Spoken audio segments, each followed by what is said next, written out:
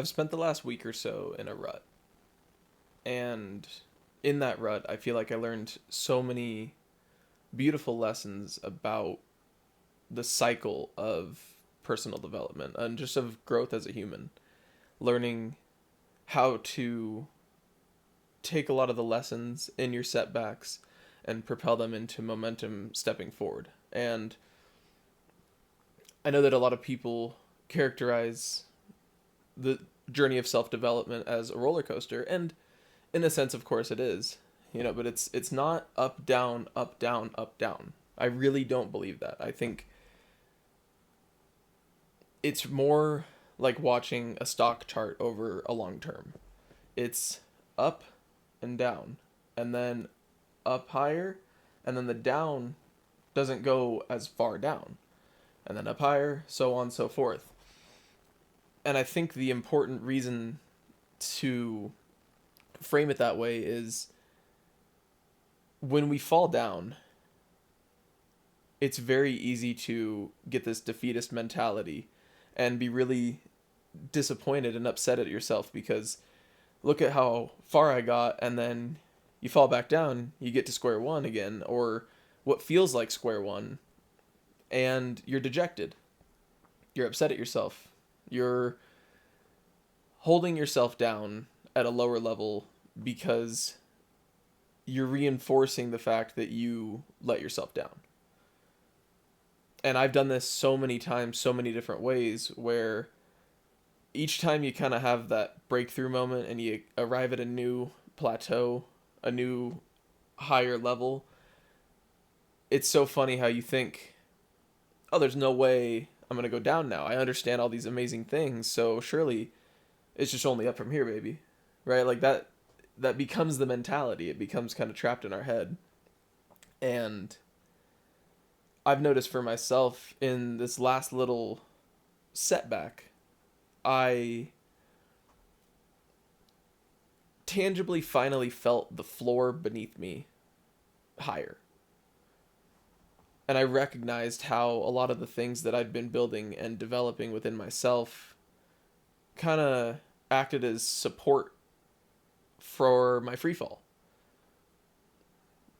There was more resistance, more layers of resistance to crash through to go to a lower point. And it's not like I fully screwed it off and completely ruined everything that I've ever built. It's nothing like that. It's nothing catastrophic. But sometimes it feels catastrophic. It feels like fear that you're not going to be able to return back to the place that you were. And that's a very real fear. It's a very legitimate fear because for the people who have gone on the roller coaster, the up and down or the higher highs and lower lows, or sorry, higher highs and higher lows, you're not able to frame it logically when you're in those low points.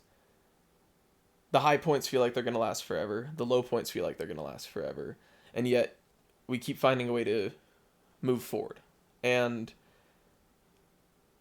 I just have a handful of lessons that I really wanted to key in on from this last little spell that I went through. And number one for me is my ability to stay connected to the divine. However you frame it, whatever suits you, whether that's God or Allah or the divine or the all, there's so many different characterizations, and that's not to diminish or discredit the one that you believe in, but I believe that we all find a similar or same source through different modalities, and the important thing is building that relationship with what you would call God or the divine or etc., and cultivating that relationship on a daily basis. Prayer and striving for virtuous living takes us a lot farther than egoic centered living where we think we know what's best and we're mechanically walking each step instead of walking lockstep with this divine force and walking with the wind, in a sense. There's less resistance in each step, and it's an amazing thing to feel firsthand, but when you're in those low points, that seems to be so much harder to access. And it really is a leap of faith. It really is at those moments where you feel like that force might not even exist and you're just on this island. And the last thing that you want to do is try and reach out. That's when you reach out. And it'll always be answered. Maybe not in the way that you want it to be. Maybe not in the way that you think you need it to be, but it will be answered. And when you release your problems to this external force that seems to work in unison with you to alchemize the answer out of the problem, or to help you take those first couple of steps of momentum. And it can't be discredited. And the people who discredit it, I don't know that they've felt it personally, to be honest. I hope that most, if not all, people on this planet get the opportunity to experience that connection in some way. And I think what happens is there's so much dogma around needing to label it a certain way. And the assertion that my God's better than your God. But who's to say that and why? Right? We're all praying to something. We all believe in something. Those of us who believe. So why does it need to be my God is right, your God is wrong? It never made sense to me. It'll never make sense to me. Other than people want to be right more than they actually know how to feel and live right. And that's the ego. And the ego's not always malicious, but it can definitely steer you down the path of dogma if you're not mindful of your inputs. The other thing that I think really helped me in that place is a lot of the parameters that I set for myself. And I've had full-fledged kind of off the cliff moments where every vice, every numbing agent, every just tool that I had at my disposal to kind of take myself out of my own life. I was living, but I wasn't living. I was showing up to work and spending time with family and doing everything that I should do on a daily basis, but then having these patterns of self-destruction that just were unrelenting.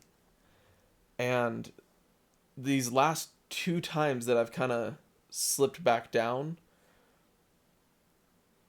I realized that some of the parameters that I put in place for myself really helped that free fall. And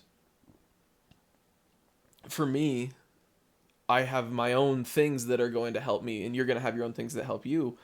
Identify the things that you need from yourself to not fix everything. It's not like, here's my golden pill that's going to just bring me right back to normal. It's, for me, it was making sure I meal prepped.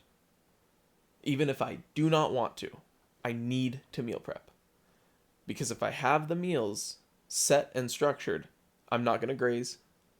And I'm not going to go to the grocery store and buy a bunch of junk food or just any food and overeat and hurt my body and cause these physical pains that don't need to happen.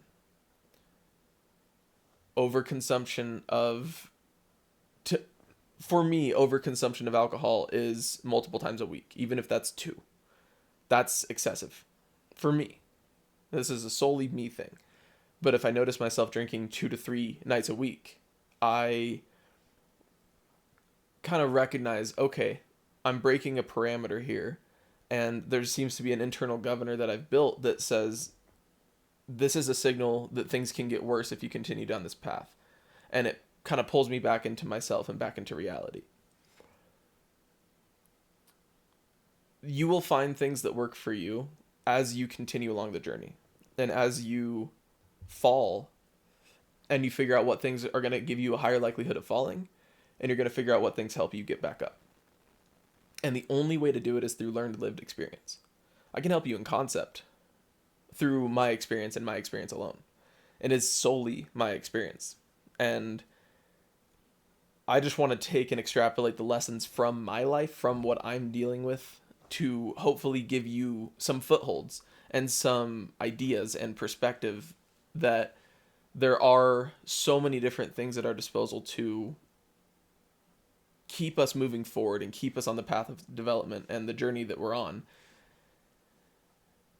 I really have given myself a lot of confidence through continually picking myself back up. And the reason that I want to talk about this on YouTube, the reason that it matters to me to share this message from myself is I don't have social media outside of YouTube. And I disabled shorts on my homepage. I'll go on them for a few minutes a day, but I can say with confidence I have my attention span.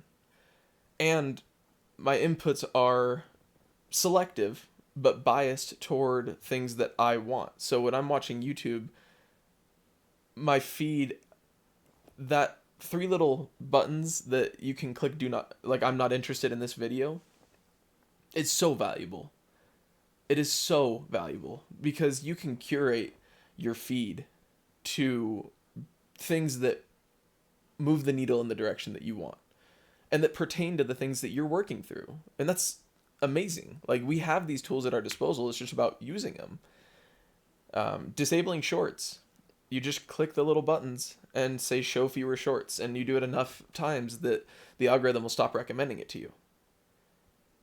And I personally don't care for Instagram, Facebook, all the other social media platforms, only because I feel like you're not getting an adequate experience of other people's lives, and therefore you're kind of positing these ideals subconsciously on your own life that don't necessarily pertain to you and what you want. And the only time in my life that I actually found clarity in what I want and who I am was by removing an excess of external inputs.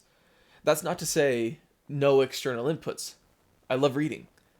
I love watching and learning incredible, beautiful things, and sometimes I love watching the dumbest shit on earth.